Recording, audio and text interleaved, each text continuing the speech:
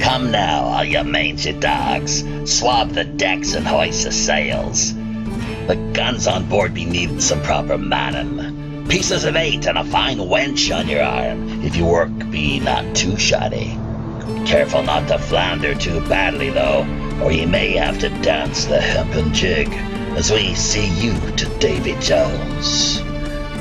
Jeffy, my boy, on with the show. Okay, there we go. Captain Long John Sinclair, everybody. Welcome aboard the Robin Hood, flagship to the Internet's one and only cooperative podcast network, broadcasting from under heavily sprayed South Korean skies. I am your host and ship's communication officer, Jaffe Ryder. On today's show, episode number 15, we have with us none other than William Ramsey.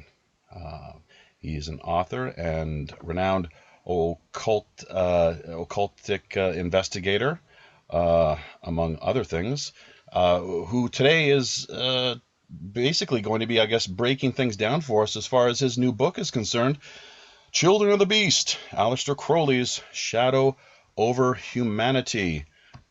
William, are you there? Yes, I'm here. I'm here. There we go. A bit of a delay, but yeah, you are on board. Actually, not quite on board. I have to just kind of the protocol here with the captain, Captain Long John Sinclair. The way that things work on the ship here is that we just kind of from the top of things ask that guests provide us with some kind of little pirate story, or maybe anything to do with pirates, maybe a little bit of a pirate password or something. That might work. And we can bring you on board. What do you got up your sleeve for us today?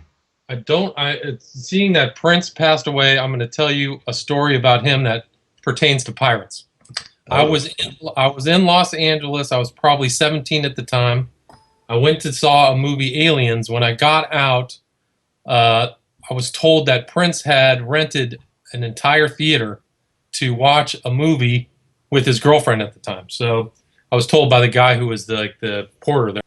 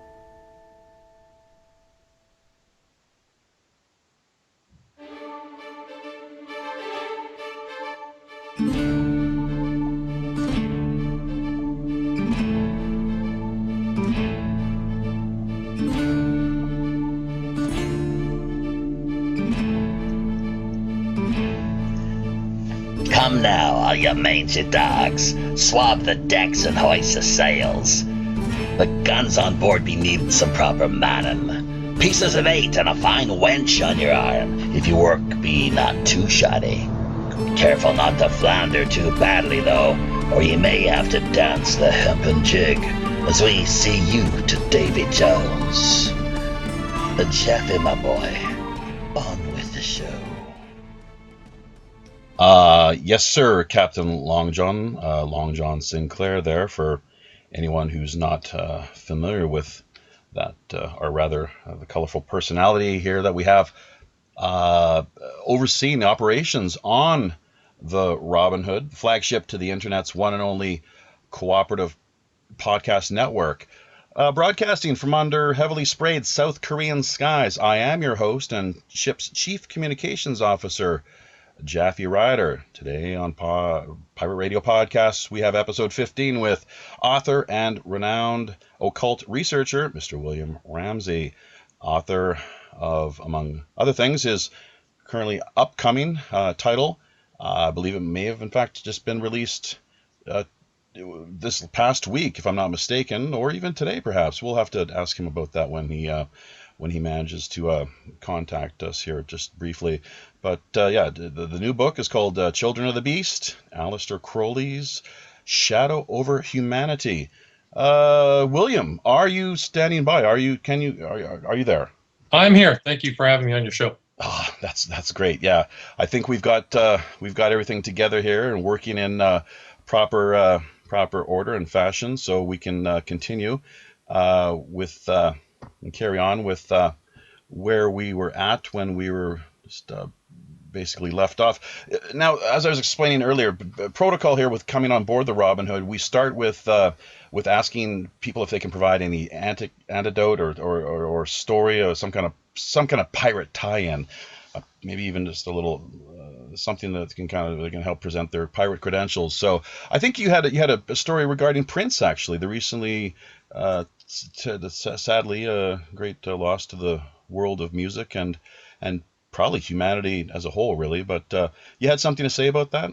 I did. When I was younger, this is my pirate tie-in. I was at a film. I was probably about 17. I was at a movie theater watching Aliens, the kind of reboot of the Alien movie. And when I got out, I was told by the kind of porter or guy who was working there that the artist Prince had rented out an entire theater to watch a movie. And so everybody there who I was with, we were all younger, we wanted to see Prince when he was walking out. So we waited and we sat in front of the door to a movie called The Pirate. It was a Roman Polanski movie that was wretched. So poor Prince sat there and watched The Pirate. When he came out, we all wanted to get his autograph. So one guy stuck the pen in front of his face. Well, his bodyguard was like 250 pounds with his arm was like a tree stump, and he just stuck it out. And us kind of little kids got pushed back as we watched him walk out of the theater with this woman into his black limo and zipped out of there. So it was, I was just thinking about that story, when he died. That was kind of my Prince story. That's some pretty heavy synchronicity. Yeah, it's pretty wild. Yeah. Whoa. And it's a Roman Polanski. It was a Roman Polanski film, one of his lesser known films. It's called Pirates. Yeah. Okay. Well, we'll definitely be adding all this to the show notes. His name was, and it was starring Walter Matthau. Walter Matthau. Yes. I mean, of course, anyone that's followed the synchronicity. Yeah, it's pretty wild. For any. I mean, he's passed away now, of course, but a very well-known actor. So.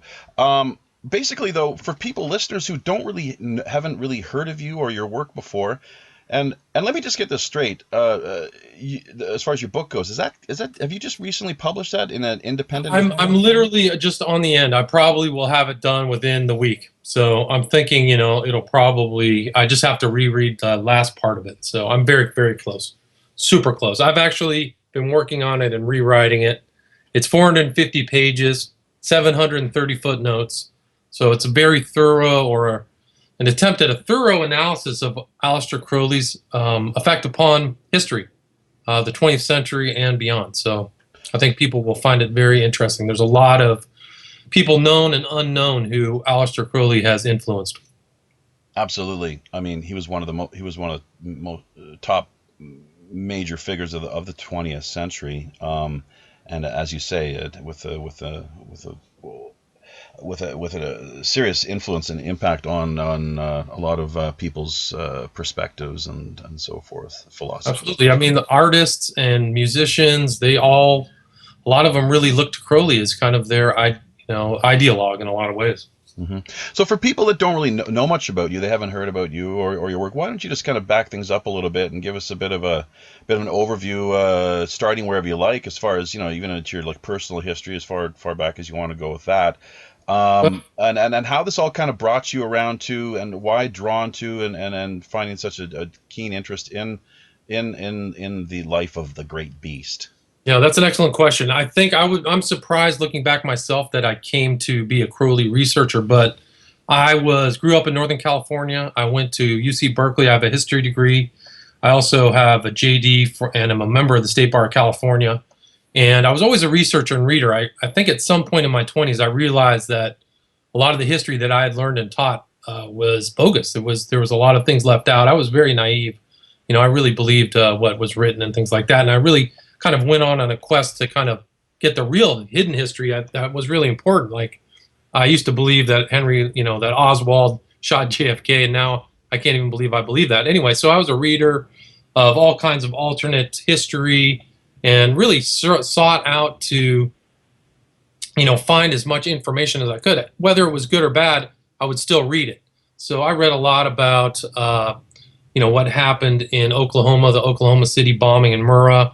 I read a lot about Waco, and I lived in D.C. for 3 years, so I saw a lot of stuff up front. I actually was kind of, in a very tertiary sense, involved in this kind of Vince Foster case, who was one of the Clintons' friends who ended up dead at Fort Marcy Park. And that really changed my life. And then I moved back to California, and I was a 9/11 researcher. I really looked into 9/11 very thoroughly, probably 3 years after the event. At first, I didn't think, I didn't know that it was deceptive. But, as I read more and more, and I read other writers, I realized this whole thing is it's a fraud, or at least what they were saying. And while I was reading the 9/11 bits, I kept noticing the number 11 kept showing up. And I read something by a guy by the name of Colonel May. He was a military guy who kept seeing the 11s as well. I don't think he understood the full impact or import of those 11s, but he saw a pattern as well. So that kind of led me off, and I looking through these numbers was led back to Aleister Crowley, this character who was born in 1875. He died in 1947. He was a British citizen who was from a upper class family, a very wealthy family. And the reason why is because in the events of 9/11, the plane's numbers were 11, 77, 93, 175, and I think at first glance they don't have meaning. But in Crowley's system, those are like the prime numbers, really, 11, 75, and 93. And to have those all together in one event at 9/11 as well, which are huge power numbers. 11 is really the number of magic. It's the number of the new age in Crowley's system. And 9 is really the top number. I didn't really understand the numerology, but the 9 is the most powerful number of the initial first 10 numbers because it's the top number before the numbers repeat themselves. And so 9/11 really was an important numerological date. Anyway, so I started reading Crowley. I read all his biographies. I read everything. I tried to understand who he was as a historical figure. I really wasn't interested in the magical angle. I didn't really kind of get it as an occultist. I really was reading it as a Christian and trying to get a good understanding of what it said. And there was a lot of omissions and outright and disinformation about Crowley, in my opinion. And that led me to write my first book, Prophet of Evil, 9/11, Aleister Crowley, and the New World Order, because even the title kind of explains the book. Most people would think those were individual kind of concepts separated from each other. But what my thesis was to show that the New World Order, 9/11, and Aleister Crowley had a lot in common. And so that was my first book. And this book that I'm coming out with was, I was trying to trace Crowley's history, trying to look at the real history, look at all of these figures, who was influenced by him. And while I was doing that, I kind of came across this video of the West Memphis Three. And that video of the West Memphis Three involved Crowley magic in theory and practice, which I had read. And I was like, oh, I didn't know that was involved in the case. Now, about the West Memphis Three, I had watched the first documentary that was done by Joe Berlinger and Sinofsky in probably 1996. And I hadn't thought much of it.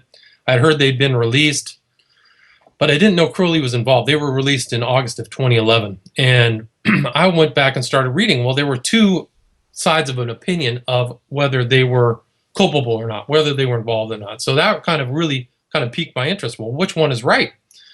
And so I was reading about the whole case. What the lucky thing is that all of the case files of the West Memphis Three are at a website called Callahan's.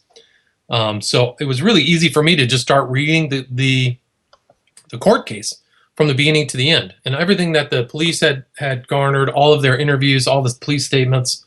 that were made under perjury. You can't lie. So really fascinating. And when I read that, I realized, whoa, Crowley's heavily involved in this. There's tons of Satanism. It's incredible that these celebrities were involved. People like Johnny Depp, Margaret Cho, Henry Rollins, Eddie Vedder. They raised something like $20 million, got the best attorney. So it was really something else, because these incredibly talented attorneys and PR people were involved in the case. One guy's name is Dennis Reardon, who was Barry Bond's attorney and got him off on a misdemeanor. So these got an appellate attorney, by the way.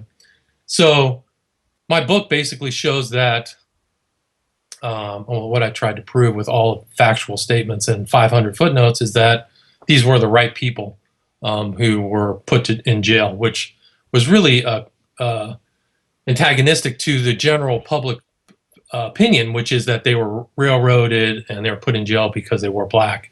But I think my book takes that apart and realizes a lot of people didn't realize that they were PR'd, public relations, to really believe that. And if you have tons of money, you can pay for excellent lawyers and good PR. And one thing people should ask themselves is, why does somebody who's innocent need a PR person? But so that was really Abomination. And I've just kind of been researching Crowley and the occult. I have a YouTube site that has 150 or so videos called Occult Investigations. I have a website, occultinvestigations.com.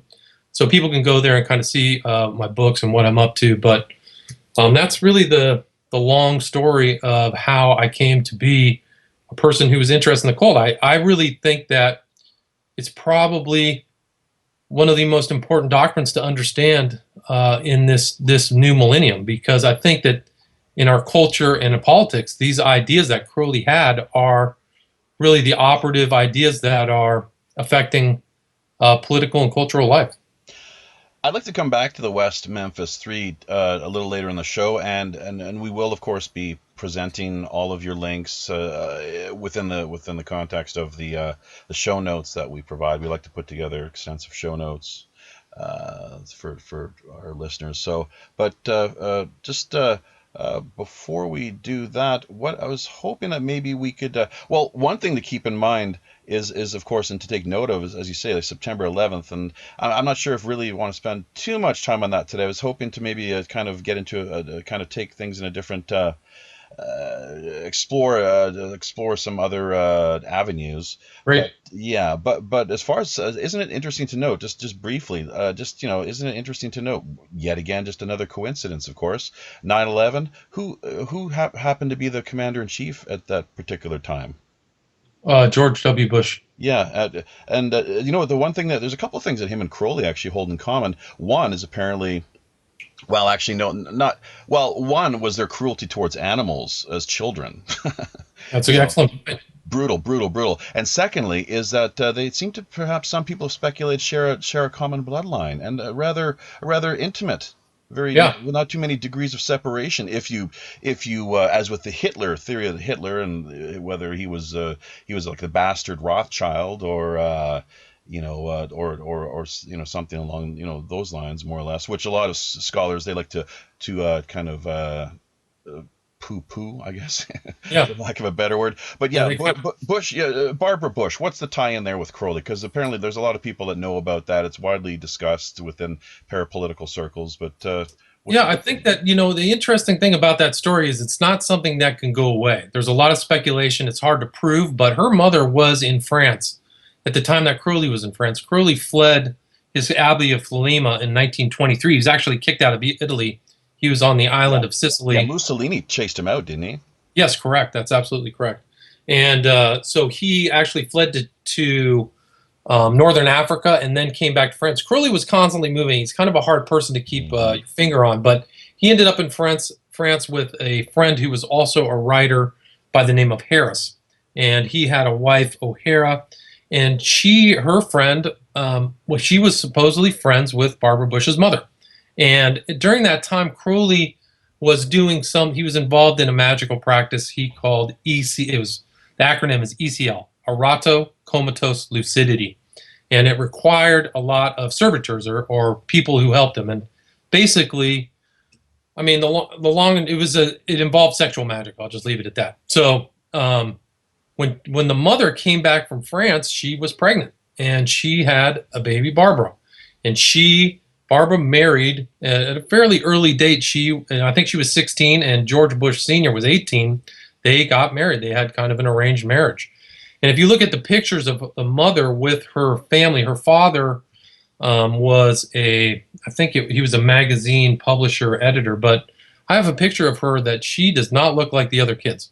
And she actually looks a lot like Crowley, a lot Crowley did. Crowley's kind of physical characteristics, he had a fairly sizable head compared to the rest of his body.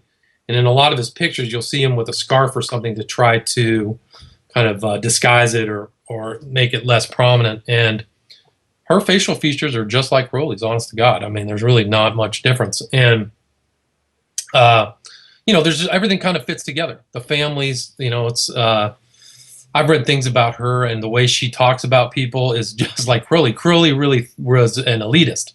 He was an unashamed elitist, actually. He only would teach his doctrines to other people who were in the elite. So he only went to, when he was in England, he only went to Oxford and Cambridge to find disciples.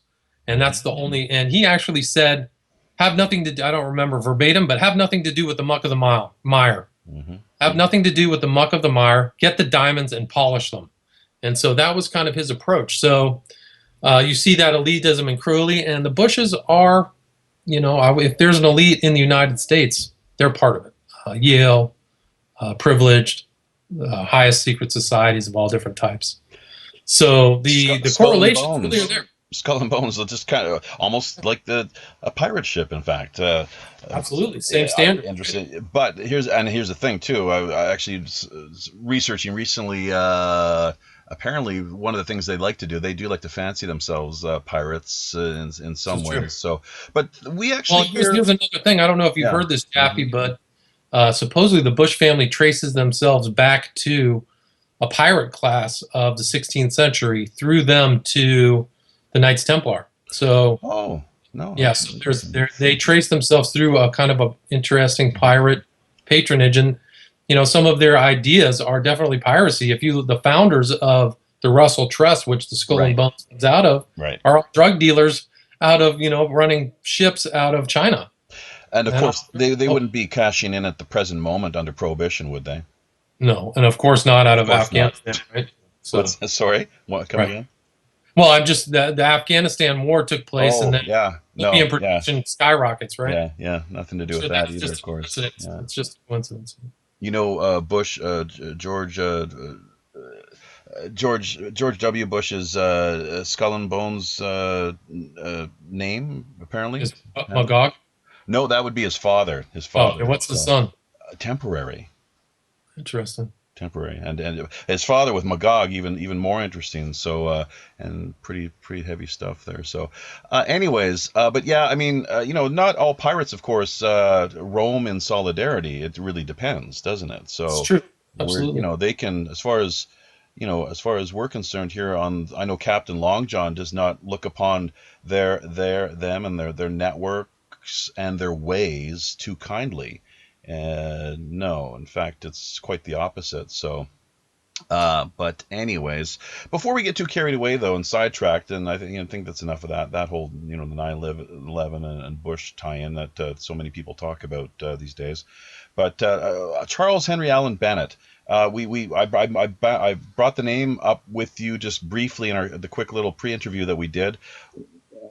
A lot of people don't know about him. Myself, I do, because I research these things, as these are interesting topics to explore and examine. So, but what can you tell us about him, and how does he tie into the story of Aleister Crowley?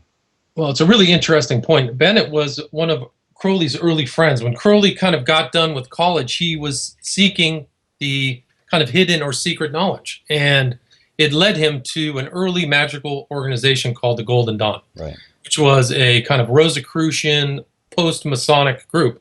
And a member of that group was a guy by the name of Allen Bennett. Mm-hmm. He was actually there before Crowley, and he was seen as having like some serious magical talent, at least by Crowley. Crowley really admired Bennett. They actually lived together. Mm-hmm. And the Crowley always had a kind of darker sensibility, and Bennett actually accused Crowley of meddling with the Goetia, which is the old kind of Solomonic magic of the 72 demons.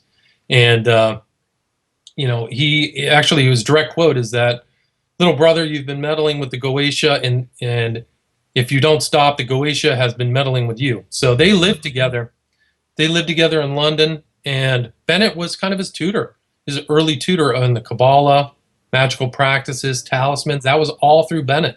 Bennett didn't, to my knowledge, Bennett didn't stay permanently involved with the Golden Dawn. He left England and ended up in India, in Ceylon, which is now Sri Lanka, as a Buddhist monk.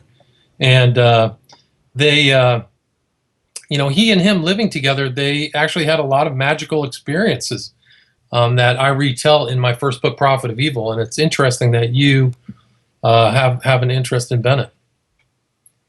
Well, one of the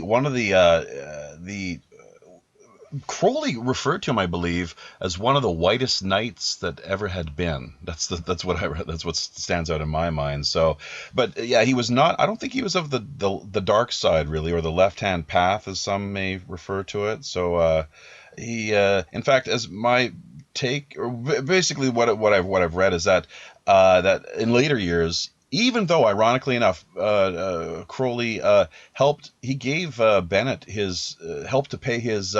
He was a sickly person, I guess, and struggled with a lot of health issues. Correct. And that Crowley actually helped to fund his trip to Asia to research and to investigate, explore the Eastern philosophy and Buddhism, yoga, and so forth. There's an interesting story that you can find if you dig into things deep enough, I guess. That it might even be in Crowley's books. In fact, like the Confessions, or what are the lie? What's the true lies, or the lies of a Book of Lies? Book of Lies. Yeah, that he talks about. There's two different. Well, one episode, one story. Have you heard about this, where they were walking down the street together and they passed by some. I'm not sure if it's Theosophists or just some people that were making fun of magic wands. This is Yes. and apparently what Bennett did, because he had his educational background on a unit from university higher learning standpoint was in like electrical engineering, I believe, or something like that. But what he did, he apparently had designed this wand with a steel. With steel or copper or something along those lines, and he had this all rigged up. And when these people they were mocking the wands and people, that sort of thing, he actually took it out and zapped them, and zapped one of them. They fell to the ground, like largely like a semi-catatonic state for the next like 10 to 12 hours or something along those lines. You know about that story? That's correct. Yeah, Crowley actually retells that story in his Confessions. So was he telling? I actually retell that story in my book. Was he telling? Was he being honest, or was he pulling people's legs though? That's the thing. I think that Crowley was being honest about that whole story about with the wand. Another one. Go ahead. Well, I was just going to say that here's the direct quote from my book. One day, a party of Theosophists were chatting skeptically about the power of the blasting rod. Alan promptly produced his wand and blasted one of them. Yeah. It took 14 hours to restore the incredulous individual to the use of his mind and his muscles. There you go. So another story, maybe you have this in your book as well, when there was a time as a Ceylon, and I think Bennett might have spent some time in another Asian country or two with his spiritual path and pursuits. But there one time where Crowley, I guess, came to Bennett's hut, I guess, where he was meditating, and knocking on the door, no answer, and he's waiting. Eventually he just decided to go in, and he claimed to have opened the door and there seen Alan, Mr. Bennett, levitating. Interesting. If you can believe that. I mean, I never came across that, but I did. What Bennett had was serious asthma. He had lung problems. Mm-hmm. But he did say that Bennett taught Crowley all of these different consciousness levels of Buddhism. And here is what, he says, like he made the first major trance of dhyana, which was an intense sound, light, and he described it as an absolute knockout blow to the mind. So Crowley was, he was in Ceylon in 1901 with Bennett. Mm-hmm. So the long-standing relationship there, and one what ultimately, unfortunately, or maybe fortunately, I guess this is the way things go. Bennett had in later years, Crowley tried to approach him and to kind of get back up to speed on things and reestablish their friendship, but apparently Bennett he turned him away. He refused to even meet with him. I guess presumably because of that. By that point in time, his with just Crowley's reputation had really outdone itself. And I mean, it was a deserved, bad reputation. Crowley really blackened himself by doing all kinds of drugs and sex magic that I think Bennett rejected. I think Crowley still, when he wrote his Confessions, his autobiography, which was published first in the 20s, he still dedicated part of that biography to Alan Bennett. So he really respected Bennett, and it seems like Bennett did not respect him. So he actually wrote about Bennett. He did what he could. So, it sounds like Bennett tried to keep him on the more straight and narrow, but Crowley wouldn't have it. Mm-hmm. So let's see where we want to go with things at this particular time. We got so many different points that we could hit on as far as kind of unpacking. How about World War II? That would be a good place to kind of to take a look at, because as you say, Secret Agent 666. I believe there's another book out on the market. Yes, it's called by Jerry Spence. Jerry Spence. It's a good book. Richard Spence. Thank you. Yeah. So basically, but World War II, apparently the great beast really seemed to, as you say, get around. And, there's no doubt. I mean, he was in Weimar, Germany right before Hitler came to power. He was there with a bunch of other spies, a guy by the name of Hamilton. He was there with the guy who was the inspiration for the film and Cabaret. His name was Christopher Isherwood, who was kind of a famous writer and diarist who wrote about Crowley. He said the only thing he really believed in was heroin and cocaine. That's what he remembered about Crowley. So there's an influence there, but Crowley, some of his disciples, one of his early disciples, was a real influence upon Hitler and Hitler's generals. His name was JFC Fuller. He's kind of lost to history, but he was a kind of a famous military guy who became one of Crowley's first disciples, but went on to formulate the idea of mechanized warfare that the English never really kind of followed on, but the Germans picked it up. And as a matter of fact, one of Hitler's early main generals, a guy by the name of Guderian, went to England and sat down with JFC Fuller. So he's sitting with this guy who is Crowley's disciple and was a follower of Crowley, and learned this tank battle. So you can kind of make a direct tie to Hitler's Nazi Germany's armored military warfare, and the success of it, the domination of Europe, can be traced to a disciple of Aleister Crowley. And when Hitler turned 50, one of the two Englishmen he invited to his birthday party was JFC Fuller.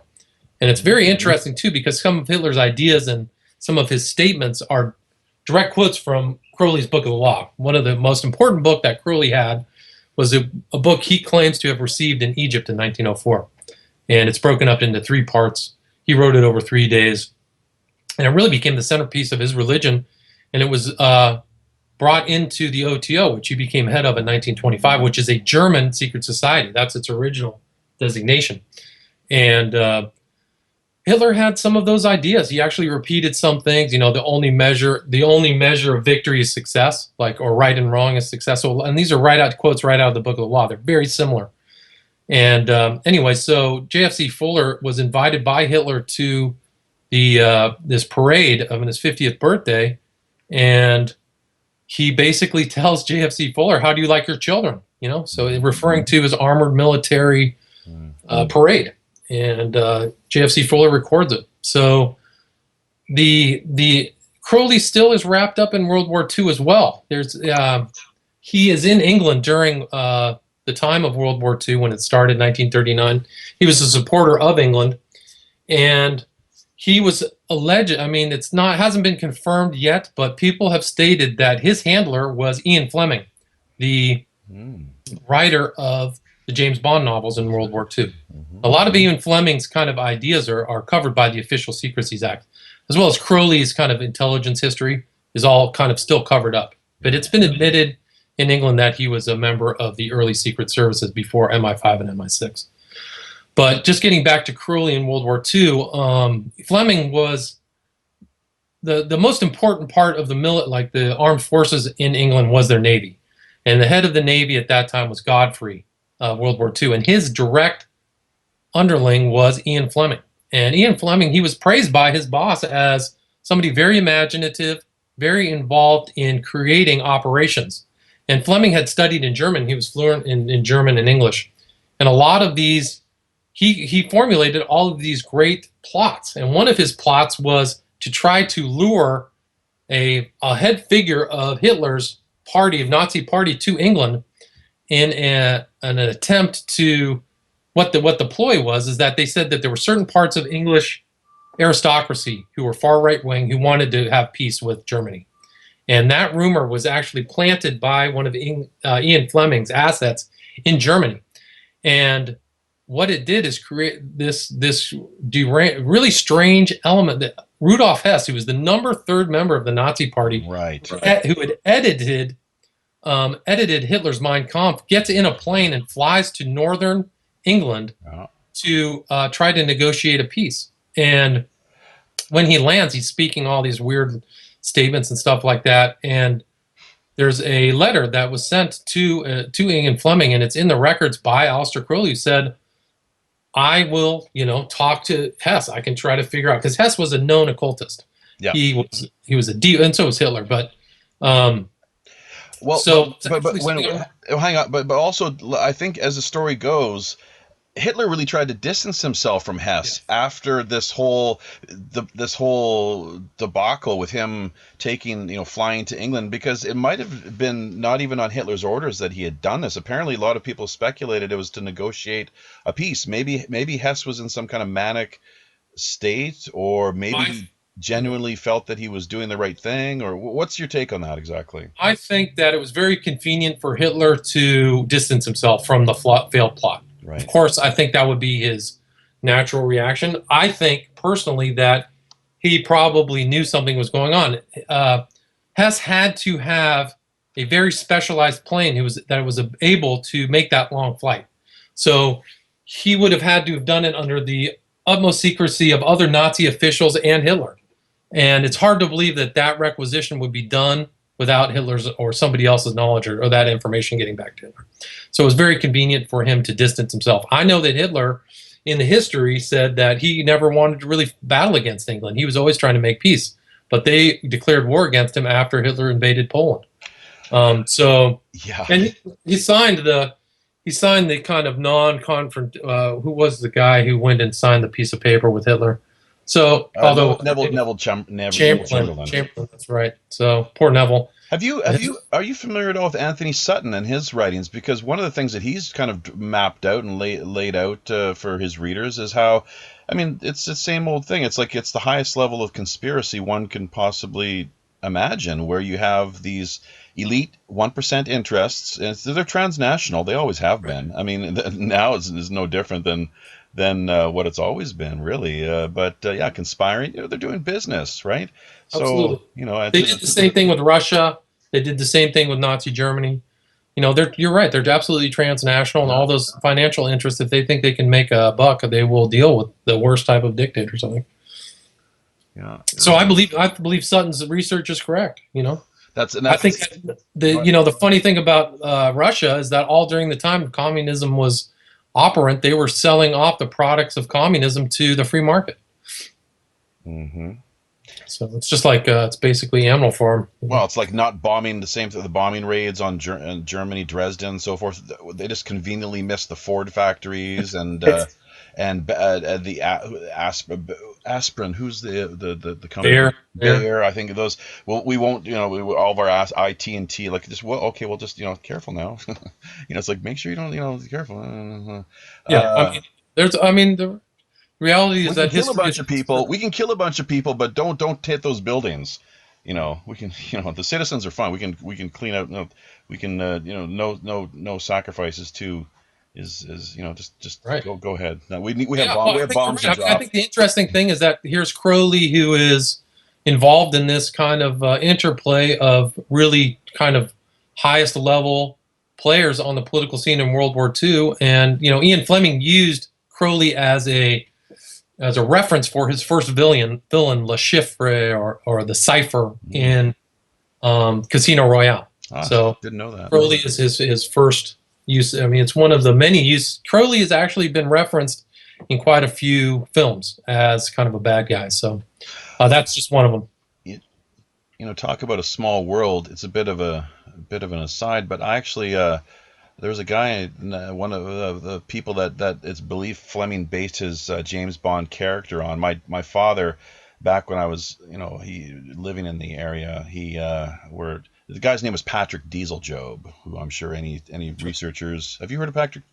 I've never heard that No, name. well, neither did I until my dad drew it to my attention. It's like, yeah, you should go you should go interview this guy, and for me it just is like I found the story captivating and very intriguing, of course, but I just felt like he was an old man at that point, and I didn't really want to intrude on his space. I wanted to just respect him and his life, and whatever he'd done, but apparently he was a maverick, apparently. Okay, so that was one of the things he was known for, was kind of like to flipping the bird to his military superiors and just doing what he knew was best, and he was right. He was right. So you know how that goes with the old thing with like rules of engagement and so forth, and how often like the deck, things are just totally cooked, and like you look at the Korean War and all kinds of Vietnam. It's like, well, why can't we bomb them? It's like, why can't we take them out? Well, we've got a rules of engagement here, and So it makes me scratch my head. It's like, well, what's really going on here? Seriously. So, but that is an aside. I guess it's the point I'm trying to make. It's a small world. Absolutely. I think you'll find that Crowley and all these guys have a lot of attachments to each other. Yeah. Okay. So yeah. The Green Dragon Society. I think I first read about that in was it Trevor Ravenscroft's The Spear of Destiny, where I first came. I think I heard you with one of the shows you did with Visigoth, and that is, by the way, for our listeners, the where I first heard William was as I recall, speaking to Visigoth on his show. So people can check that out, do like a web search, and maybe be able to access some of the old archives. So, but yeah, the Green Dragon Society, the Tibetan monks. Do you know about that? That Hitler had disposed of, and the whole story. There was something where the story where he had a bunch of monks in Germany, and at the end of the war, they were all killed. Is that correct? Right. Yeah, I've heard that. Yes, I'm familiar. At the end of the war, he had something he called the Nero option, or the Nero program, where they just blew everything up and killed everybody.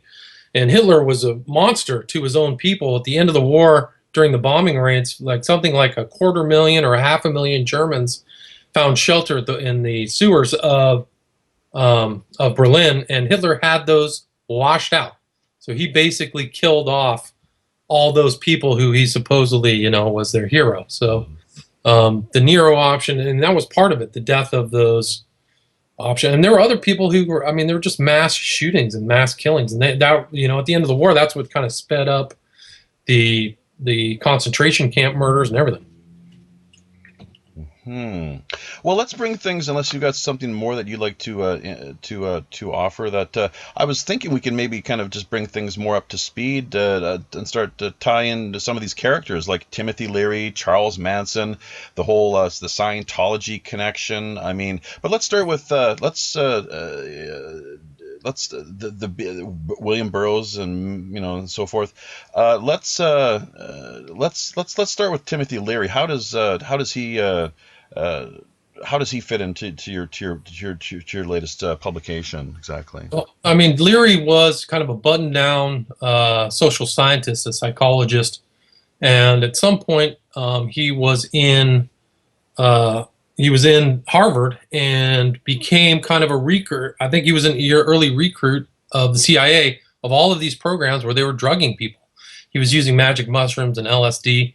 he actually had very early, right before Aldous Huxley died, he had a meeting with Huxley where they described and talked about, and this is in Leary's book Flashbacks, where they discussed whether LSD should be kept, to an elite group of experimenters, or spread out over the populace. And Aldous, said keep it quiet, and Leary became the Johnny Appleseed of acid, and he became a real admirer of Crowley.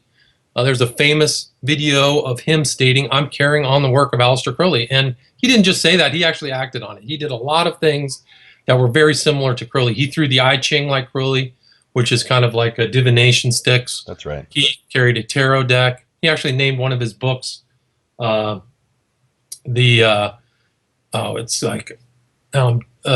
basically named his book. It was a mix of Crowley's two books, and I think it's a so he really referenced Crowley. He did a lot of rituals and kind of ritual magic. He became an illuminate of what's called illuminate of Thanateros, which is kind of like a black magician offshoot of the OTO. But the name of the book that he did was Confessions of a Hope Fiend, which is an amalgam of Crowley's Confessions and his book about drugs called A Diary of a Drug Fiend.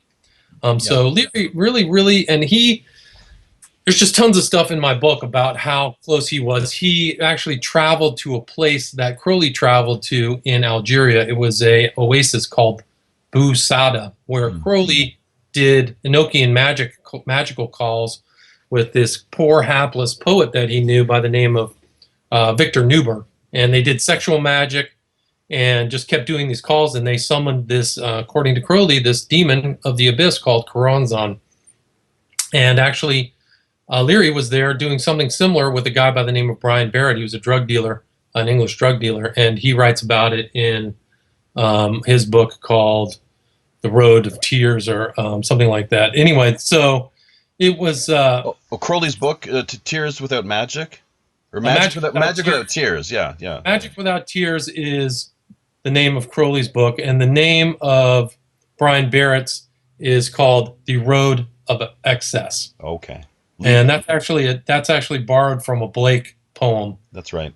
So the road to excess. In fact, I was just thinking about this before we went to air. The road to excess leads to the gates of wisdom. Is that how? That's right. Yeah. Something. Let me see if I can find the direct quote. And from what I understand, that really is how their magical system works. It's like drink everything, screw everything, smoke everything. Just the most extreme. And you'll, I guess, get it eventually. Whatever you're looking for, this enlightenment or something. So.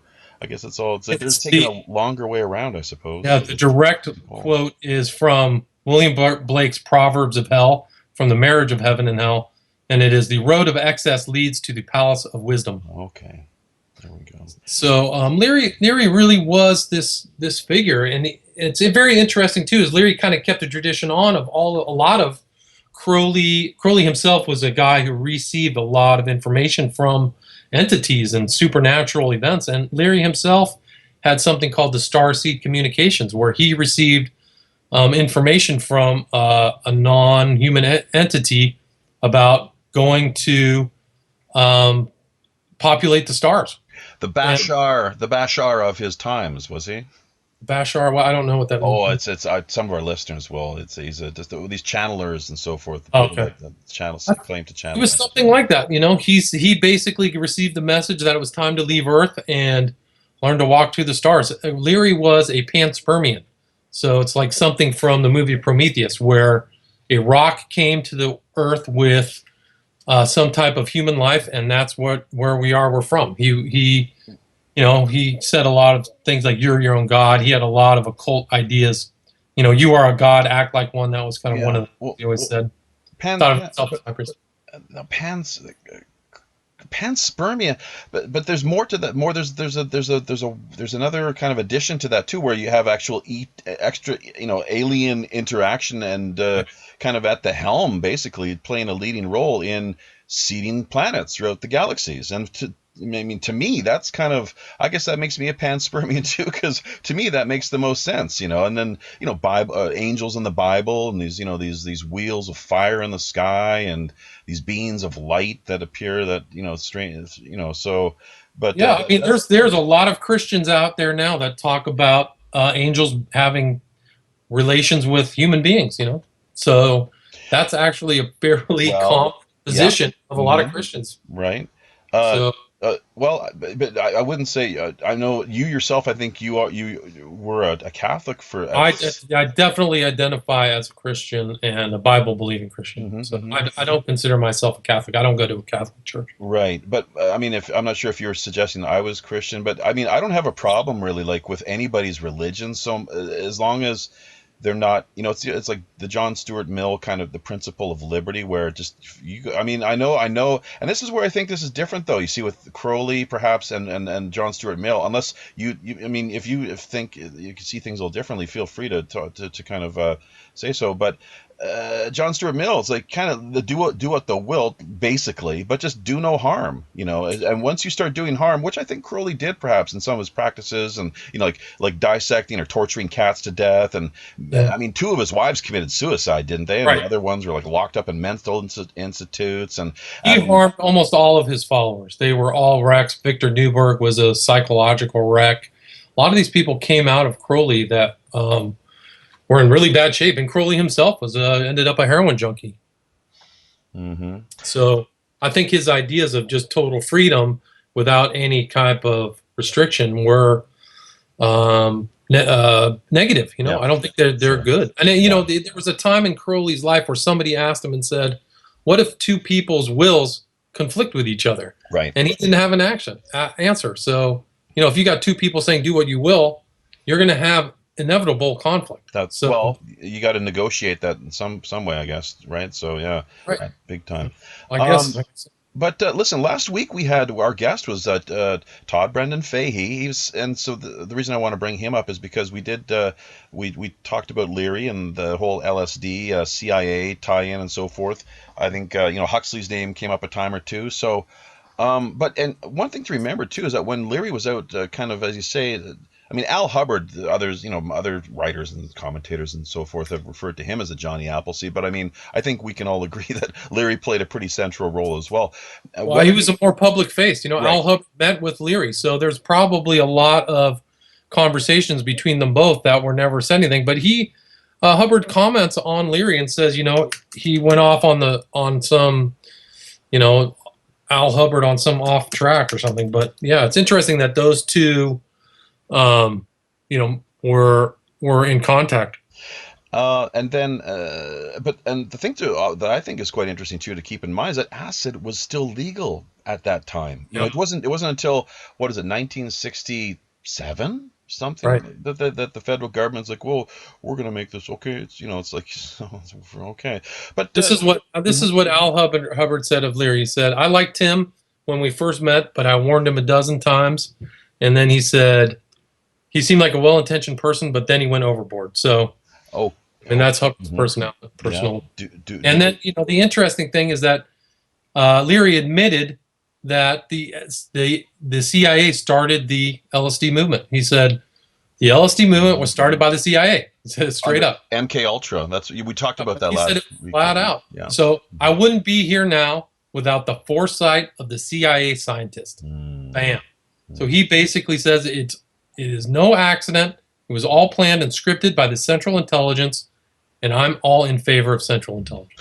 Quickly, let's another 1 degree of separation there with Leary, Mary Pinchot Meyer and JFK. If we could just spend a minute or two on that, and then I want to actually kind of focus on the whole tie-in with the Beat Generation with William Burroughs in particular, I guess, if we could. I mean, they're all there. The interesting thing is that a lot of Crowley's followers are a lot like Crowley. They're zealot. Somebody's described them as zealot type characters, or people who just show up in major political events or are friends with these different people. Leary knew all the kind of leading lights of his generation, kind of like Crowley did. He knew a lot of writers and artists, and so when he was giving away his acid, somebody came to him and asked him who was Mary Pinchot Meyer. Well, who's Mary Pinchot Meyer? She was the husband of the founder of a CIA guy who really started the Project Mockingbird, the program to manipulate public intelligence. Her husband was Cord Meyer, Cord Meyer. Yeah, and Mockingbird, infiltration and strategic deployment of personalities, people throughout the mainstream media, and now I Not making suppose, stuff up. You can't make it up. So yeah, she was a bio. There's actually a really good book that came out about Mary Pinchot Meyer, written by somebody who knew her when she was younger. I wish I could remember that. I think it's Mary's Ghost. I wish I could remember the title of it, but it's an excellent book, and there's talks by that guy. But Mary Pinchot Meyer came to, and she divorced. She got in a real huff with Cord Meyer and became kind of like a counterculture type of figure. And she wanted to do the acid test, and she went to Leary for the drugs. Well, who was she friends with and lovers with was none other than JFK. She was considered to be one of his lovers, and so there's a very good possibility that John F. Kennedy dosed while he was in the presidency. And, well, he was Bill Burns. Are you familiar with the book that Bill Burns put out called Dr. Feelgood? Oh yeah, that sounds familiar. Yeah, so Dr. Feelgood was part of that group too. He was at Millbrook with Leary. So he was always giving shots that make people feel good, and he was giving them to JFK, right? Yeah, the good Jewish doctor. I forget his exact name, but RFK did not like him, and it was he didn't mind attacking him on the ethnic level, referring to him as a you son of a bitch, kike. Max. There you go, Mac. Thank you. So but Mary, according to what I've read, and there was times, and this might have been like you say, like through Mary Pinchot's recollections or a friend of hers, that JFK was so high, like she'd go to the White House and they would have sex and get really high, yeah, like smoking weed, and JFK, it was like a time or two, or once in particular, noted session time where they met up for one of their liaisons, that he said, look, I just can't take another hit. Are you kidding me? I won't. If the Russians attack, I'll be like completely incapacitated. So and the CIA seemed to know of their relationship. They seem to have known one of the many things that irritated them about JFK. And Mary Pinchot Meyer was tragically shot in the Georgetown canals. I wish I could remember the date, but it was the year after. It was 1964, about a year after the assassination. October 12th, 1964. So it was. She seemed to be one of the loose ends that needed to be tied up. So it's really tragic. And who was it? The black guy. They found some African American dude who was kind of mentally confused, and he ended up getting there was a famous attorney in D.C. who took his defense and made sure he was acquitted, but he just was a bystander. Incredible. Typical kind of with the fall guy, the patsy, as Oswald put it. Before they got him out of it. But the Reichstag fire, same deal. There's some kind of disoriented, some inarticulate, someone just challenged, in the Reichstag fire, then they killed the guy, so he couldn't defend himself over time. Oswald, they took. He seemed to disappear quite quickly too. It's like it's all a nice little full circle plan, But let's quickly, just if you could, her diary went missing apparently, as Marilyn Monroe's diary just kind of coincidentally went missing, after her passing. So who was it who some people had witnessed or claimed that was in her house and scrambling to get his hands on that diary? Do you know? James Jesus Angleton. Oh, right, yeah. Right. I heard that her body was like beaten up, like she got punched by a boxer, but it was all covered up. Right. So she was, so that that whole era is just incredible. There's just murders and assassinations happening all the time. Another character within your rogues gallery of usual suspects, I suppose. And here's the thing too, like, myself, I'm not really, I'm not going to pass judgment on these people or like, I want to hear out the facts, and I want to hear, just how things are presented. And, but you have this sort of information presented, and it definitely does cast people in a not overly entirely flattering light sometimes. Yeah, I agree. I think, like, for a perfect example is Leary. Some people see him as this great, guru, and he's really helping people out, but some of his ideas ruined a generation. LSD is very dangerous. Yeah. People had their minds fried. People committed suicide. Not everybody could deal with it. Every person's different, and these drugs are very mind altering. I mean, there was the kind of license, and his personal life was terrible. His first wife committed suicide. He actually brought his second lover to his house in front of his married wife, and she walked out in the car and turned it on and basically asphyxiated herself with carbon monoxide. And his daughter, like, they just wanted to be with him. He was never with his kids. His children, like, didn't like him. His one daughter committed suicide. It's just a mess. So this person who's supposed to be like this great thing, and I have in my book, it's just that Leary was just kind of like Crowley, just a very hardened narcissist. Pied Pipers. He's beware the cult of personality. That's my kind of rule of thumb with anybody. It doesn't matter who you are. Just fill in the blank. So be very aware, because some people are very cagey, very charismatic, and very seductive with their ways. So you see Leary, he always had a new idea. He was really intoxicating people with his intelligence, and just to kind of show his light, like his intelligence, show off. Yeah. But the effect of his intelligence, I don't think was worthwhile. I don't think it was really a hero. Let me just address something here, because I do think it does warrant some discussion, or at least consideration.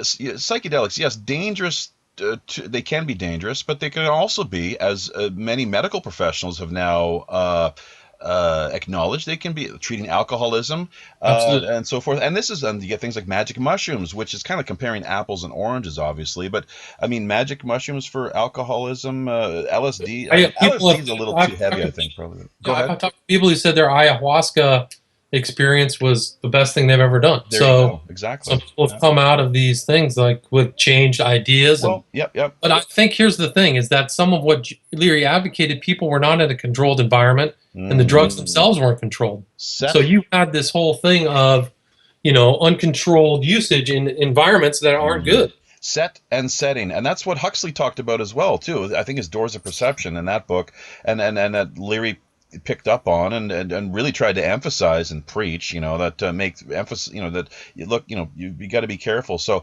anyone that has dabbled in or experimented with psychedelics will know this probably too, that it's important that when you do dose, that you're in a comfortable environment with the surroundings that are perhaps familiar to you, or I think in a lot of ways, though, it depends on how mentally strong and aware, grounded. It's a roll of the dice. Some people come out great, and some people come out and they're in a hospital. So I don't. A lot of it's personality type too, as well as the sort of the quality of whatever you're taking. But let's move on. William S. Burroughs, if you don't mind, let's hear a little bit about him and your take on his how he ties into. He just was a highly influential person. Most of the cultural figures of the late 20th century look back to Burroughs as an inspiration. There are pictures with that guy with almost every famous public cultural figure in the world. Yeah. He definitely put in a lot of kind of magic practices in his stuff. He dabbled with Scientology, and he was an illuminative Thanateros, kind of like Leary and Robert Anton Wilson. I can't say I've read any of Burroughs' books, but as far as an influence on people, very important guy. Him and Brian Geisen. Now I know absolutely Brian Geisen, the cut up method. So and Burroughs, of course, was a key fixture at, I believe, his Naropa Institute in Boulder, Colorado, for a number of years, along with Allen Ginsberg, Gregory Corso, a number of the beat luminaries. So, and that was founded, of course, for people who don't know, the Chogyam Trungpa Rinpoche, with the very flamboyant, some would say eccentric, excessive. He was maybe. Crazy wisdom, I think, was. Was he a Tibetan monk? I will include that in the footnotes, the show notes. Absolutely, and in fact, that was my first actually. When I was going to university, I was probably a Buddhist actually by the time I was. Well, I've probably always been a Buddhist. You just don't realize these things. But I was a Buddhist when I was about 7 or 8 years old. I became a Buddhist one day when I was out in my backyard staring at a pile of ants, thinking about, these are little creatures. They're off, doing their little thing. They're a little bit of intelligence, and they're networking, and what makes me different from these little guys? And should I, like, I could just destroy these ants right now, like, if I wanted, and should I? And would that be a good thing? And what would be the implication? So of course I did not, but it was for me, it was where I think really that's where I awoken as a child to the whole Buddhist kind of philosophy. Have you ever heard of the Thubten Gyatso, the 13th Dalai Lama? Are you familiar with him? Well, you mean the Dalai Lama? The 13th Dalai Lama, not the present 14th. No. Well, yes. Well, he was one of Crowley's disciples. Gerald York was one of his kind of personal. He was actually his personal representative to the West. His name was Thubten Gyatso, and he studied. Have you ever heard of the Kala Chakra initiation? Yeah, of course. Yes. So, well, I'm not familiar with that kind of Buddhism, but that was something that Gerald York was involved in.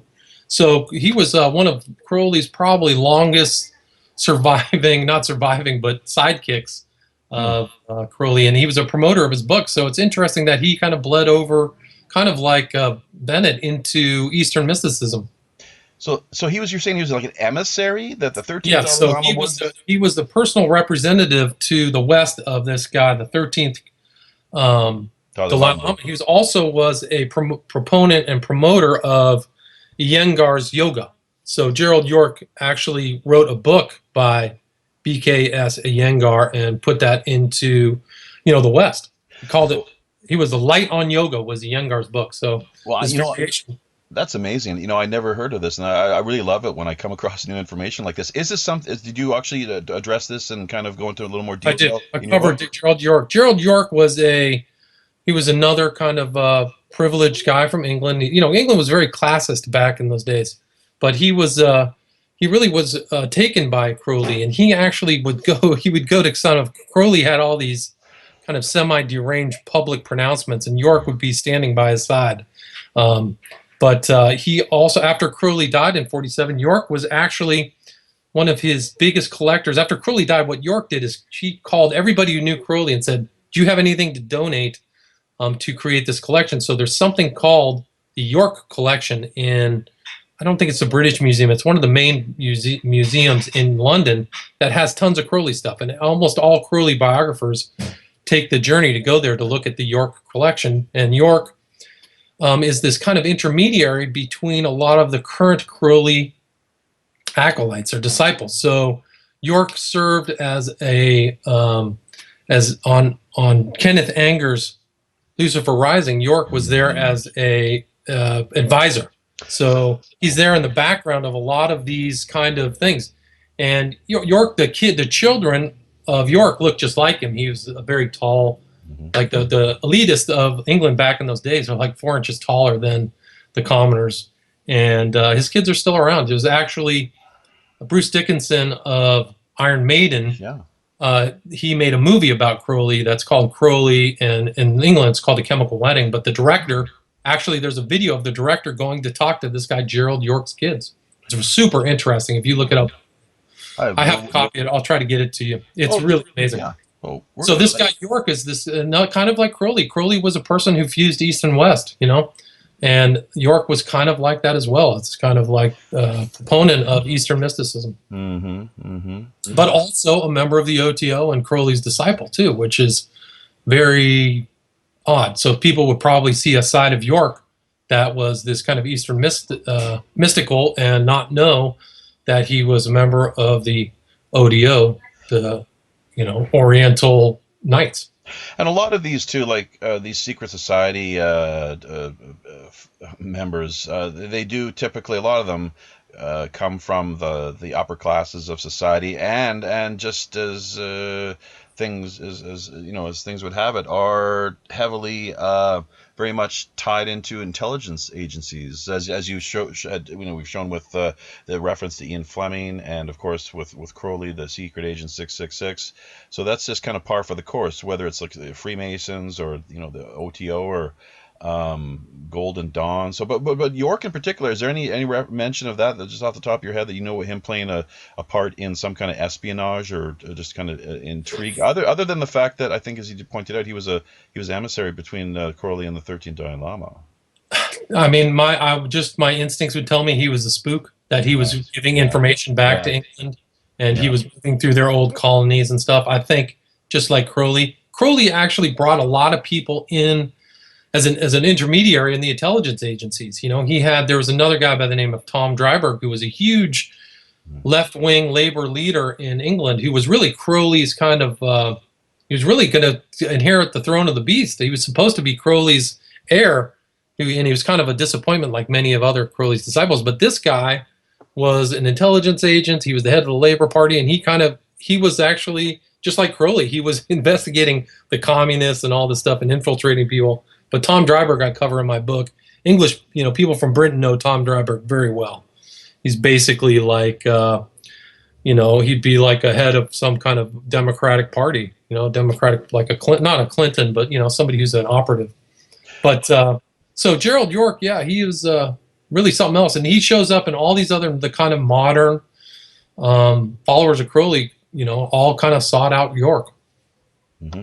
So I want to kind of just once again keep things moving along here. With time is of the essence, we're kind of I don't want to keep you tied over too long here. But Alfred Kinsey, and we want to get back, just quickly touch on Kenneth Anger, and I got a couple other things too. But Alfred Kinsey, as a huge fan of Aleister Crowley, how does that all? What was the deal there?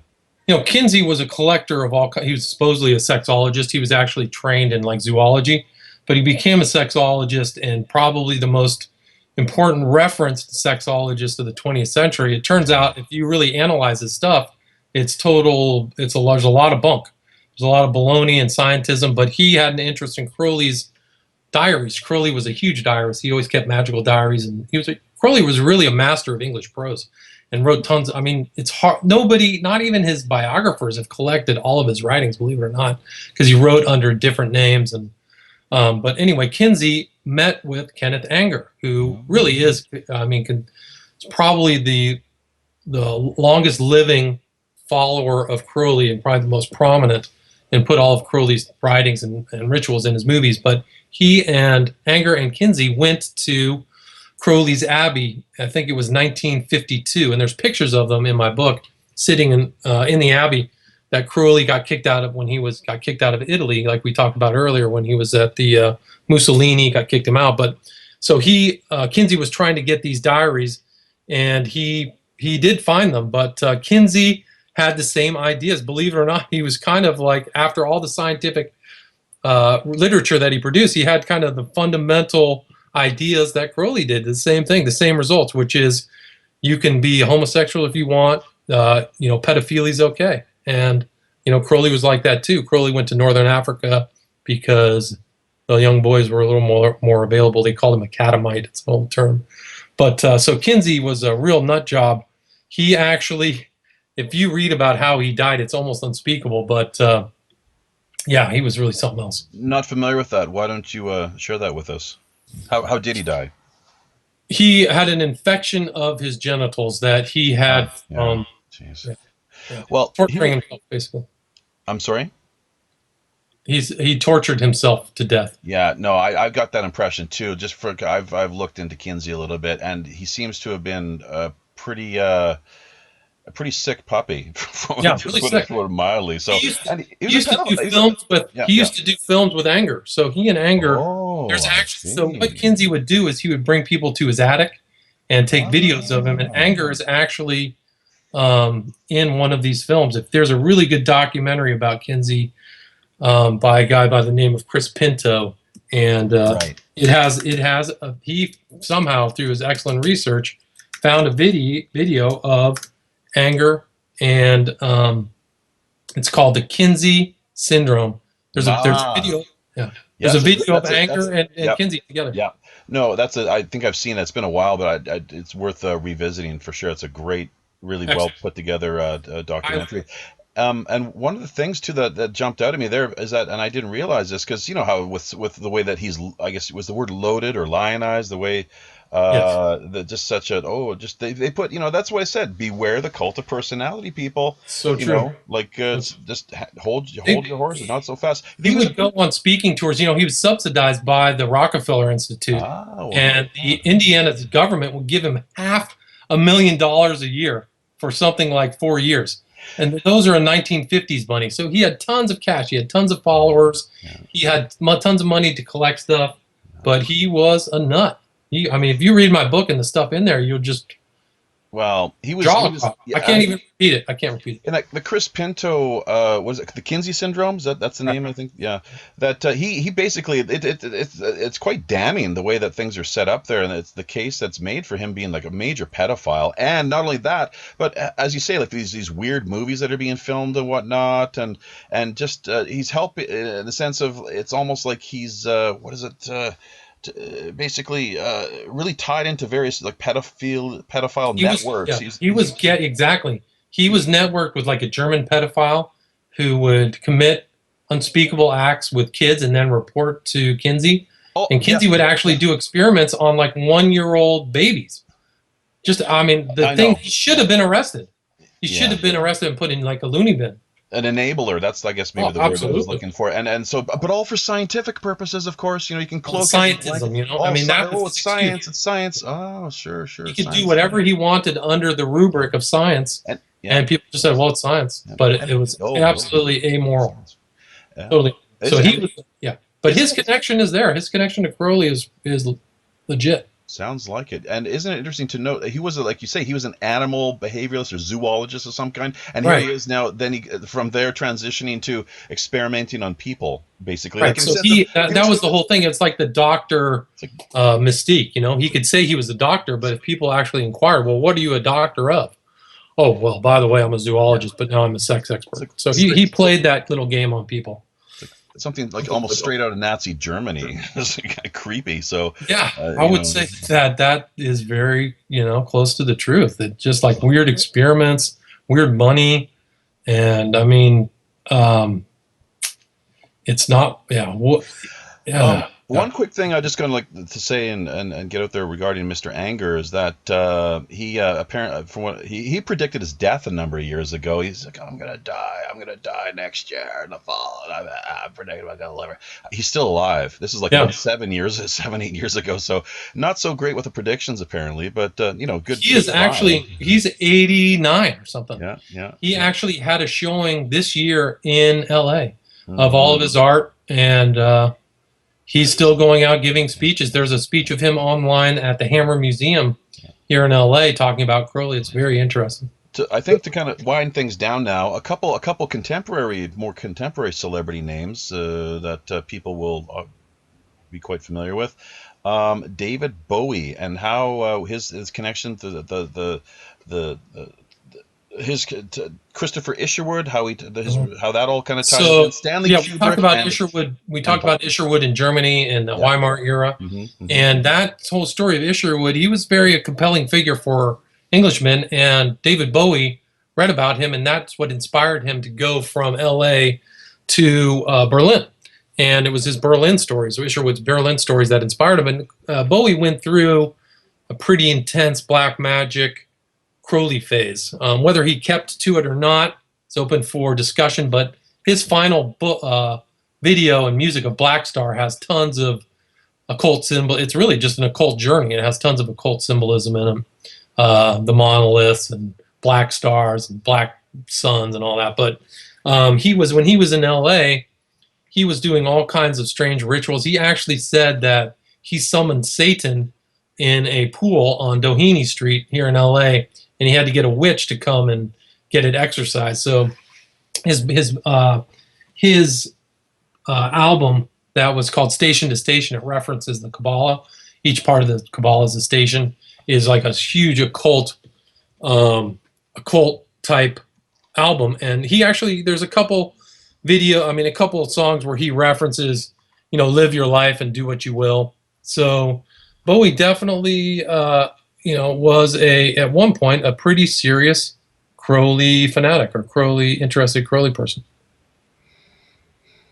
Yeah, and so that's pretty much in your face too. I mean, there's no mistaking it. And I think, yeah, for the longest time, he had great music. Yeah, I mean, I like his music. When he Yeah, passed yeah, away, yeah, I yeah, listened to all of his songs, and I just sure, go, man, this is great. yeah, And one of his songs was Quicksand. He goes, I'm closer to the golden dawn, immersed in Crowley's uniform of imagery. And there's tons of pictures of him online of dressed in the Sphinx outfit and all kinds of Egyptian regalia. So, you know, What's the Stanley Kubrick tie-in there exactly? well, Kubrick and Arthur C. Clarke worked on the movie 2001. Mm-hmm. And they actually wrote a book together, and they really spent time thinking and talking. They said that they had tons of 12-hour conversations about this movie. That's still very mysterious. There's tons of interpretations open to what 2001 actually represents, kind of like some of Kubrick's other stuff. But Arthur C. Clarke, if you read his books, they are full of occult references. He knows the numerology. Mm-hmm. He understands, and I reference that in my book. So, like a lot of other science fiction writers, they put in, parts of the mysteries. And one of the fascinating elements, if not the most fascinating element of 2001, is that the monolith is 11 feet tall. So here's the number of magic, the number of the new aeon of Arthur C. Clarke that's formulated in New York right when the Twin Towers were being built for this huge, massive event that took place on September 11th, 2001, referencing the title of the film, A Space Odyssey. And, the guy's name is Bowman, which references, the astrological signs. There's just tons of stuff that I have about Clarke. And Clarke was, he and Kubrick explored kind of one of those illuminated ideas, which is open sexuality. And Clarke was a stone cold boy hunter. He lived in Sri Lanka, and I've been researching for a while. I found this thing about Clarke and the whole story of his forays to boys' clubs in Sri Lanka and stuff like that. And it's pretty evident from tons of stuff that that's what this thing was. They've been totally scrubbed from the internet. I cannot find it. They were published in the Murdoch Medium. I have it in my book. You cannot find the stories of Clarke and his pedophilia anywhere on the internet. And also, like Kubrick did, he did the film Lolita. So, these two guys, they're both is a meeting of two mega intellects.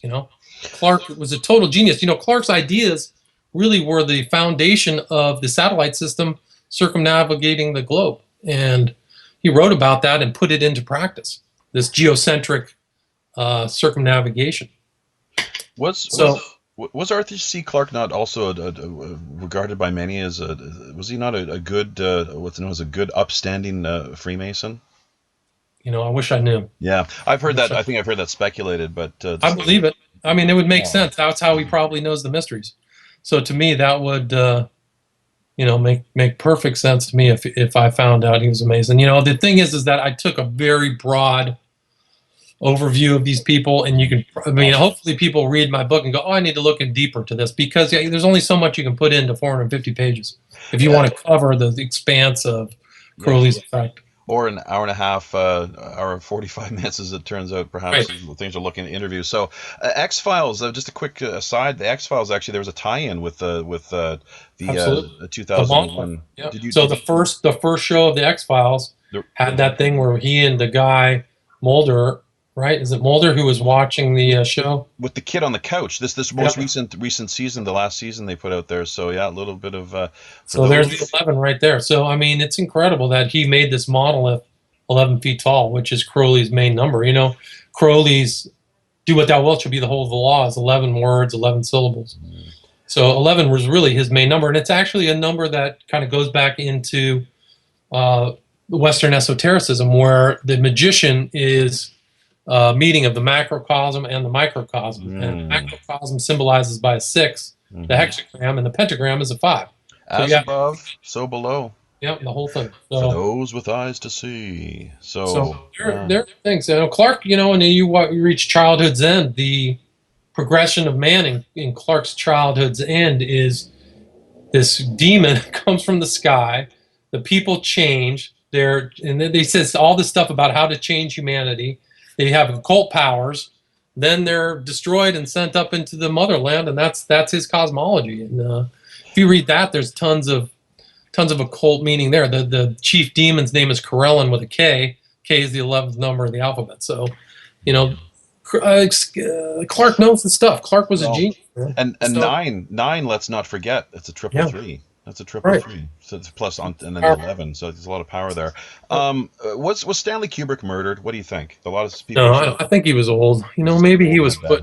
You know, it's hard to say. I would say his family would say that was the case. I think he died unexpectedly, but that last work of his was a revelation. You know. Well, and not only that, but absolutely. Have you heard about how it was edited? Like the version that found its way to the silver screen for the people to view throughout the world was a lot heavily edited and totally unlike the version that Kubrick had put together. Do you know about that? And without him dying, that would not have been the case. Supposedly. Good point. That's a good point, because I think he only would make movies if he had final editing rights. He actually was a smart guy, and he had total control over his films.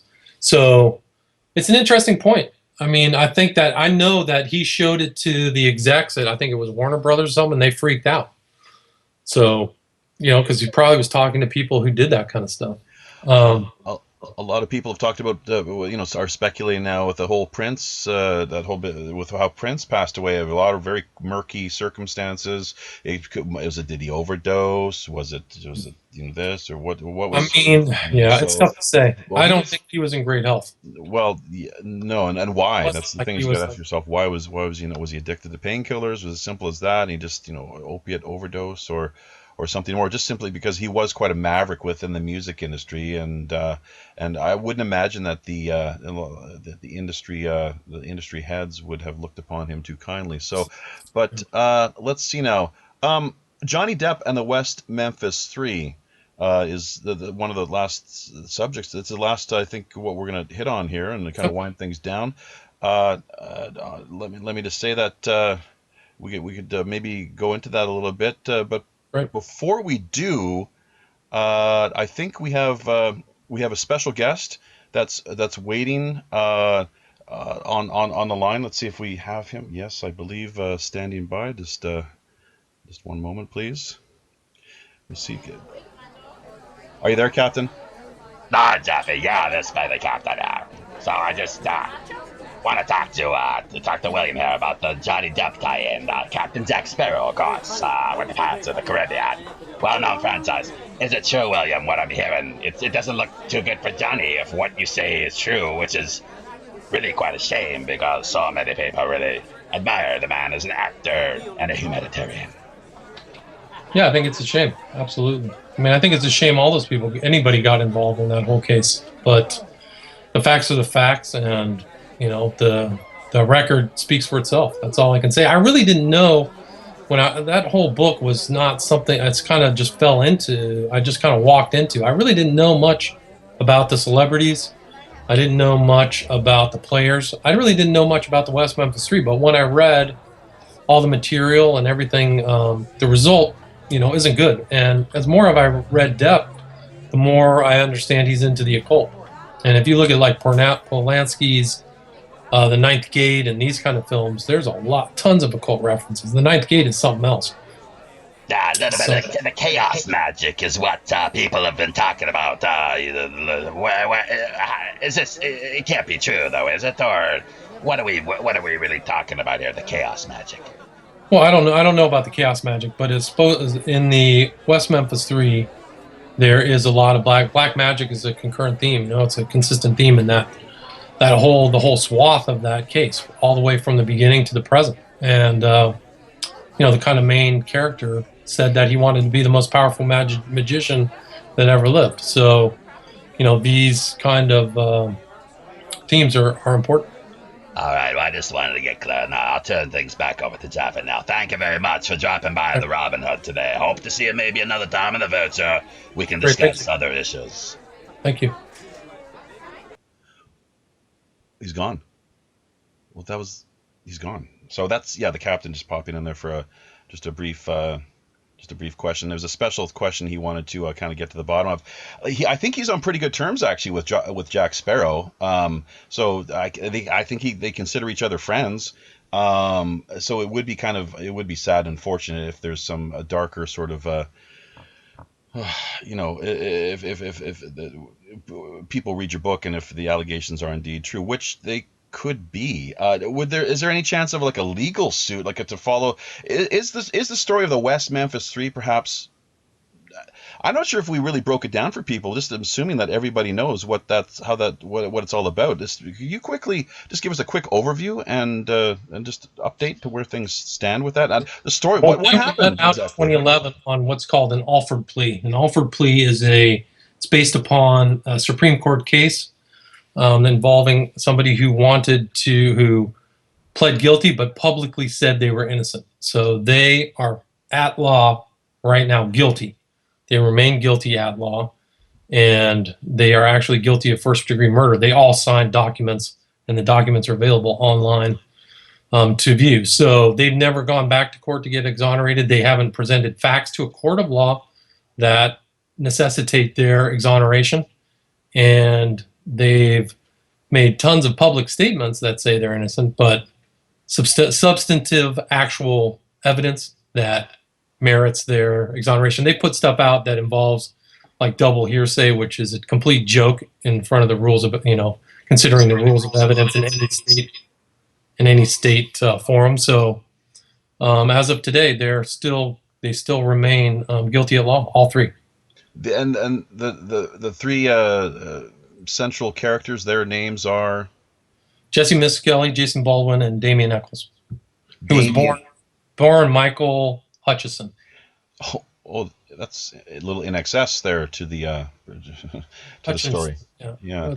And I think the high Damien Eccles is the probably highest profile of the three. Of the other two, kind of tried to keep a low profile since. Very low. Yeah, very interesting. I think Jesse. The interesting thing about them is they all split up when they got out of jail. If they were such chums, why don't they hang out together? One stayed in Arkansas, the other one went to Oregon, I think, or Washington. And Eccles actually went to Salem, Massachusetts, because he thought being at the home of the witch trials would be more comfortable. But he actually ran into a lot of local animus and moved to New York City. So the case did really become a real cause celeb, I think, as it's referred to, and with not only Mr. Depp, but as you pointed out. Who are some of the others? It was Henry Rollins, Margaret Cho, Winona Ryder, Eddie Vedder, the girl from the Dixie Chicks, who name escapes me, the singer. So they all raised tons of money, and the money they never was a proper accounting, but it's not a joke. It's somewhere between $10 and $20 million, and so that could buy you a lot of legal, wrangling. I guess you would know that. You are a I'm currently an attorney at the state of California. Absolutely. The Winona Ryder, that whole tie-in too, bringing us back to Leary. We were kind of just a quick note. She somehow, I think, wasn't he considered her godfather of some kind? He is her godfather. There's pictures of him with her. So when he was friends with a writer by the name of Horowitz, who. That is Winona Ryder's real name. It's Horowitz. And I wonder if we're related. There could be something in the family tree there. I think. Well, who knows? I've never really looked into that. Same name.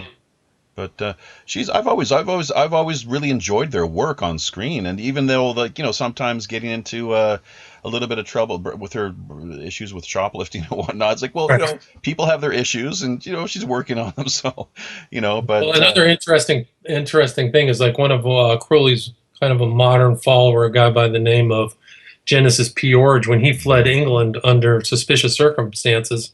He actually went to her house, her dad's house, Michael Horowitz's house in Northern California, and he was hanging out with Timothy Leary. So, and then this guy, Genesis P. Orge, is hanging out with Damien Eccles, and they're doing a movie together in New York. It's called IRL. So, it's all one small world, big series of connections. And this guy, Genesis P. Orge, I think his real name is Megson. He has hung out with the head of the OTO. He's hung out with William Burroughs.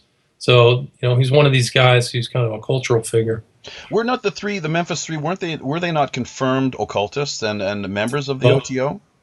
yeah, Damien Eccles was confirmed a member of the OTO. He actually donated his book collection to the Arkansas chapter of the OTO. Interesting. So, well, people have really, they've got to go out and pick up this book. I know I'm going to. And but before we just hand out all the links and whatnot, this is the last little point I'd like to make here and ask you. Crowley was a genius, was he not? I mean, all the, I think so. I think he really yeah. dedicated his life to being one of the most important figures. He considered himself one of the most 7 top people who lived: Muhammad, Buddha, Christ, Aristotle. So he put himself in the class at the top. And one of the interesting things is that most modern occultists will go back and look at Crowley and use him as a foundation. They might not agree with him all the way, but they reconsider Crowley. And there's always some kind of strange, attention. There's a guy out there right now who is actually knew one of Crowley's followers who's, kind of going out and preaching basically about Crowley. His name is, let's see, it's, he goes to like these meetings. His name is Lon Milo Duquette, who met with one of Crowley's followers, Israel Regardie. That's right. Yeah, these are all big, well-known names within the world of esoterica and so forth. So, so magnetic personality, highly charismatic, a con man, but also in some ways, a lot of people see as an evil genius. There's others that think he was a wonderful, pretty great, just a great guy. I know one of the people. I think that if the people who think that he's some kind of positive figure, he left most of his followers a wreck. He never worked. He punched like one of his women and broke her eye socket. He spent time with it. He branded every one of his Scarlet Women in the chest with the mark of the beast, like a literal brand of like a cow brand. Mm-hmm. So they had that for the rest of their life, his mark of the beast, which was like a phallic symbol. So, to say that he was a person who meant well, and if you look at his writings, if you read Prophet of Evil, he thought that human beings were cattle, that they should be sheared, that they should be bred. His ideas were fairly similar to Hitler's. So to say that he was some kind of personal advocate of personal freedom, I don't agree with it. And he followed his own doctrines, and he ended up ruined. A junkie. Well, his last words here, and this is what I was hoping to just end things on, is that I'm not sure if you're aware of what his last words were or not, but what my understanding is, I am perplexed. Yeah. But there's also another version of things where what I've read is like his infamous last words were, sometimes I truly despise myself. Yep, there's both of those versions are correct. I've quoted both of those. So he was like a lot of other followers. They questioned their, what they did was right. When he was in his 40s and 50s, he kind of looked back and said, what did I do? Is this really something that I should have done? So I think I think in that sense, maybe a really good teacher for people that want to maybe consider, it's like, do you really want to go there? I've myself, like a lot of people, kind of I've come around the hard way. School of hard knocks, and black sheep of the family, and I've taken my knocks and suffered a few blows, slings and arrows and so forth. So, but you grow up, you wake up. Hopefully, you stop it, cut it out. Try to live a better life and cleaner life, and you find yourself a lot happier. I mean, that's been my experience, at least. I've been a lot happier since.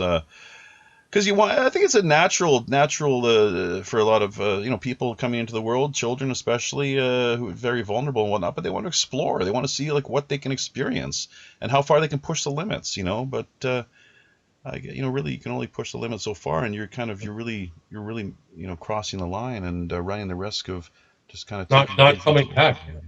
Yeah. So we've, folks, thank you once again, William. We've got all your links here.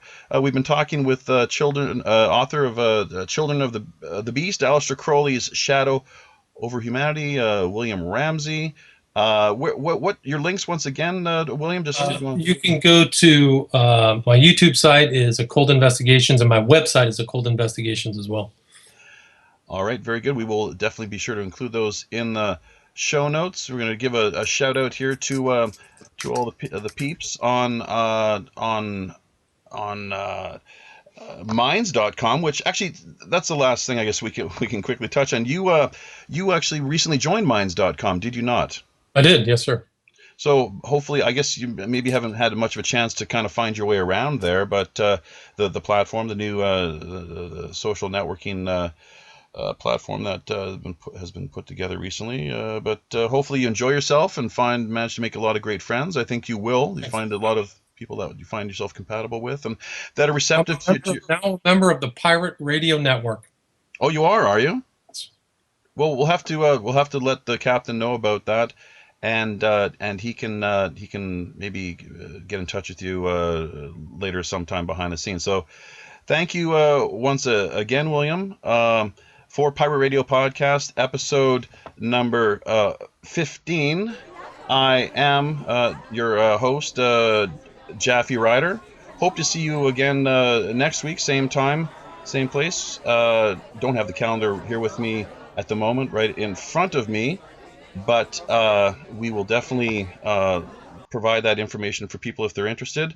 And all the best. Thank you, and happy sailing.